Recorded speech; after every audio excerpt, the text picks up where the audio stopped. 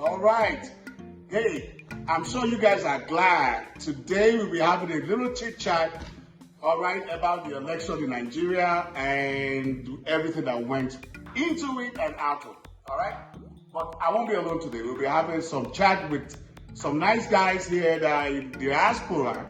But I can tell you this, they are very passionate about Nigerian politics because they have vested interest in it.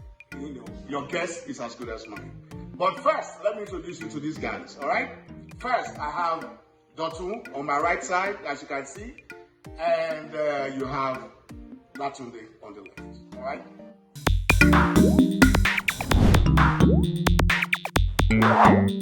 What are we doing, Seth?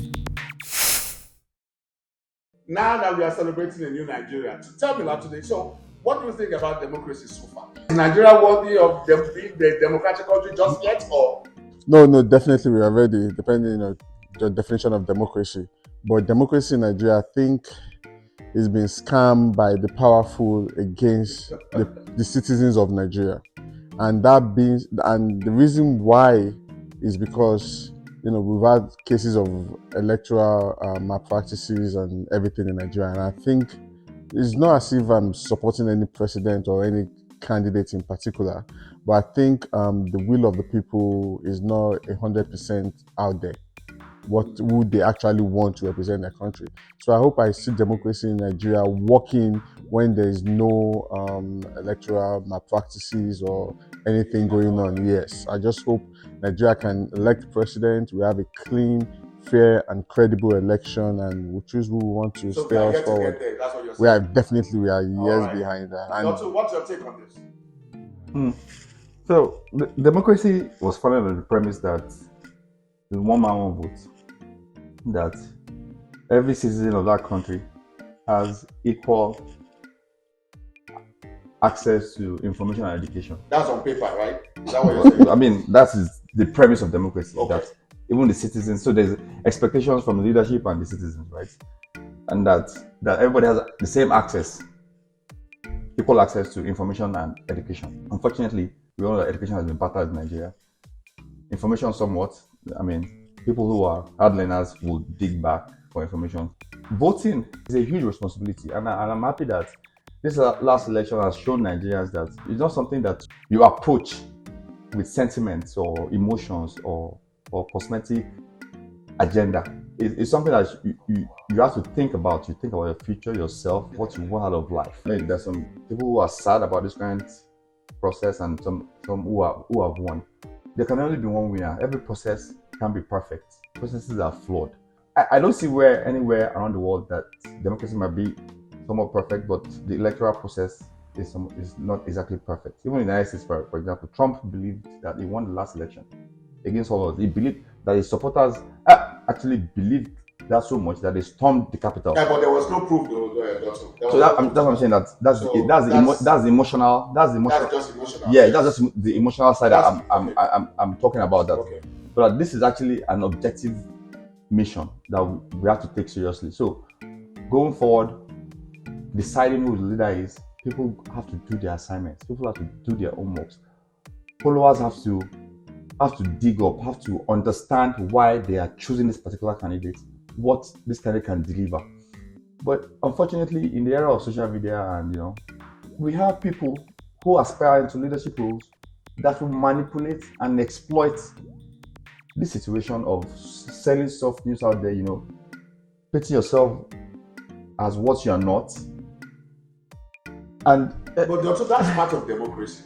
It is not left for you, like just like being the church and you are being preached to, for you to believe. If you don't have a good background of the Bible, whatever you hear, you confirm. So you can verify before you make up your mind, right? Yes. That's part of democracy, right? And one of the flaws of democracy is that it gives everybody equal power. That one man, one vote. So in cases where some people are too lazy to do their jobs, to do their research, to do their diligence on this candidate, it can affect everybody.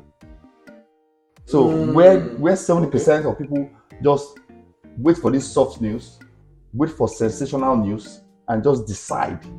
That got cut anywhere. It's part of democracy. That's what I'm saying. Free speech, That's what I'm saying. But don't forget that this is the same way Nigerians jumped on this APC change mantra. 8 years ago. Even when I felt like we didn't have any business jumping on that mantra, but we did. And what have we gotten now? 8 years ago, we didn't have social media like this. But the APC change came with the propaganda message. To an extent, we did. To an extent, they were there. But it wasn't as magnified as it is now. So you can imagine how difficult it is now going to be for those who can't do the hard work of doing their research. How difficult it is going to be. Their impact is now going to have on the process. So what I'm saying essentially is that there's a responsibility on both leadership and followership. Leadership, please, do not exploit or manipulate the weakness of the populace in terms of lack of education and quality information. And that is what they've been doing in Nigeria. And followership too. Please do your due diligence on the leaders that you want to elect. Don't buy into sensations. Don't buy into propaganda. You see? Yeah, into emotional news. Oh, this guy only had one shoe for 20 years. This guy grew up in, what do I want in a leader? Did you define the characteristics? Have you identified the consistencies, the characteristics, So, the good thing about this election is that it has shown everybody that we should take this process seriously. And let me add to that, is when there is election in Nigeria that we start hearing the issue of this person is from the north, this person is from the south, this person is Yoruba, Igbo, Wari, Kanuri. I mean, let's be one Nigeria. Let's live as one. Let's put sentiments with tribalism. Let's put it aside and let's move forward. So, that's a good point. It's a burning issue that we have to address in Nigeria. You see this issue of tribes and the rest. The fact is that the country as a setup has legitimized this tribal issue. The fact is that this thing lives with us. The way Nigerian government is set up right now doesn't ensure that if I throw away my tribe, I can survive in the context of Nigeria. The first real constitution of Nigeria, if I'm getting the dates right, between 56 and 66, maybe originally 56 and revised in 66, I can't exactly recall, said that we are federating units, that we are southwest, southeast, and north, identifying our diversity, but saying that there's a larger positive to be in a bigger context of Nigeria, right? So then the constitution will say that we, the people of southwestern, southeast, and the north, agree to come together, that we would develop in our own pace, and ensure that the center stays, right? So that is the way we have been operating in Nigeria. The parliamentary system of governance in the 60s, the premiers of different regions developing at their own pace. All of a sudden, the bandits arrive on the scene. 79 Obasanjo comes and says, there's a constitution. Brings the constitution and says that this is the constitution of Nigeria. They're not asking me whether I want to be in Nigeria.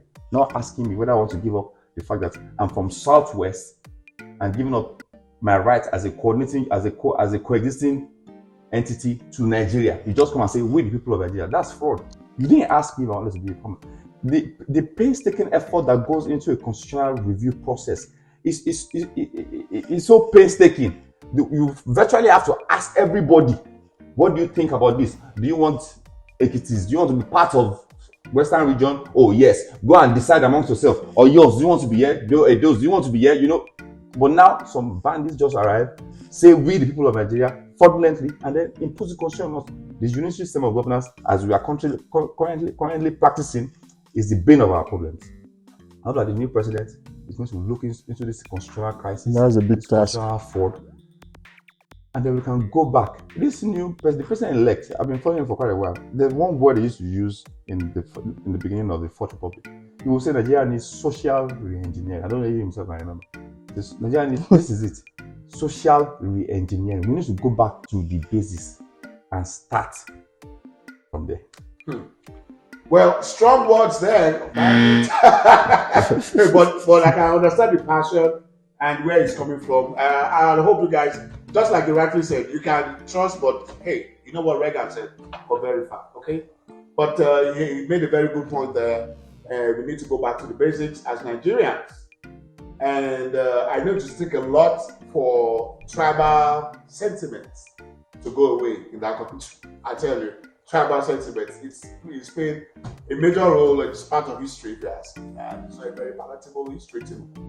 But guys, as we wrap up, can you tell me, step by step, or the things that you want to see in the next 4 years? What do you want to see? Your first 4 developments you want to see in Nigeria in the next 4 years? Education. 1. Health system. Value of Naira. And investment opportunities in Nigeria. Value of Naira, investment, education, health. That's all. That's in the next 4 years, he believes if that is put in place, democracy will be sweeter. And of course, infrastructures. You can never, Nigeria know the carry last. I said 4 years, mentioned. What are we doing, sir? But again, fun, fantastic. I know we all have lots of things to say, but we just sum it up with just 4. Dr. What's your thing? One is just one. Oh, well, there you go. Because every other thing is, I believe, is an offshoot of this one, where we can actually be citizens of Nigeria. Where if I'm done wrong, I can go to a court of law and get justice. Where if I need security, I know the policemen are there to provide it. That is the rule of law. But are we operating on that in Nigeria? That's another question again. No, that's what he wants to see the next 4 years. That's what he said, right? Yes. Justice. I just want every right that should be attributed to me as a citizen of Nigeria for them to be in place. Okay. All right. To wrap up, final word from you guys. Let's come together as one. That's all I can say. Let's come together as one. Well, okay. Governance is not rocket science.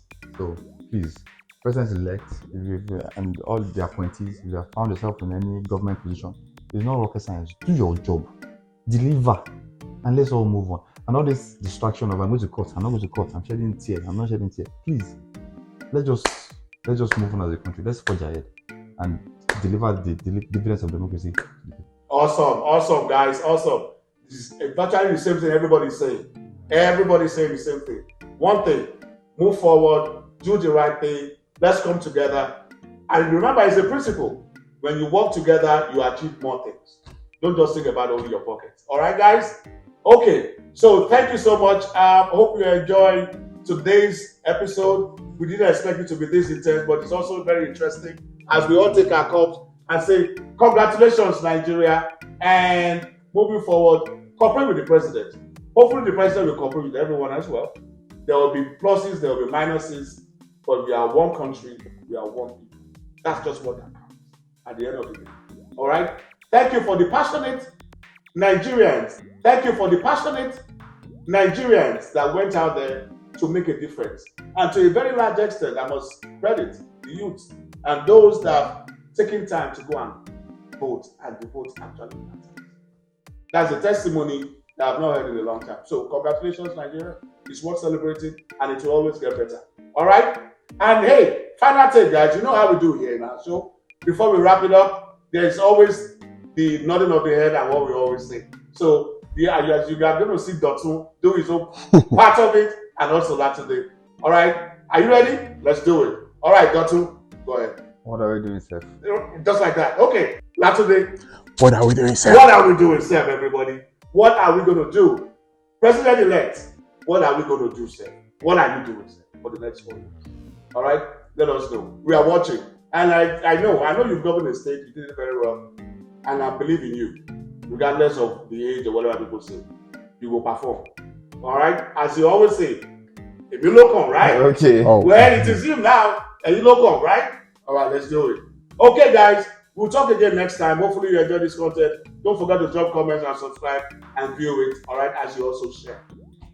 As you always say, do unto others what others will do to you. Bye-bye.